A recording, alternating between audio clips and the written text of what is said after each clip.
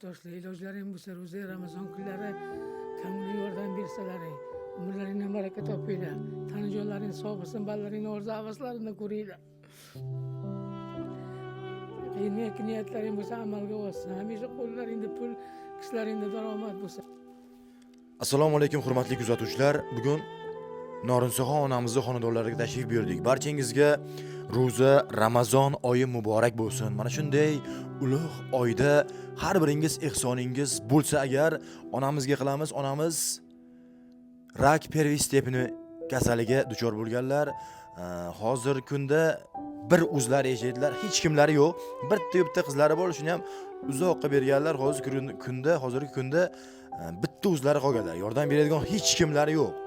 Agar ilojingiz bo'lsa, hammamiz birgalikda yordam beraylik, ihson qilaylik. Yaqinda operatsiya bo'lganlar, shu operatsiyaga qarz olganlar. Juda ham qarzga kirib, o'z qarzdorlar shu qarzini so'rab turib tushibdi. Ham lecheniya olishingiz kerak, a? Lecheniya olishim kerak, ham ximiya olyapman. Ximiya rostdan qon kasallikka chalinib qoldim. Shunga o'zgina yordam berishlaringni so'rayman. Hech kimlari yo'q. Shu hech kimlari yo'q bo'lsa-da biz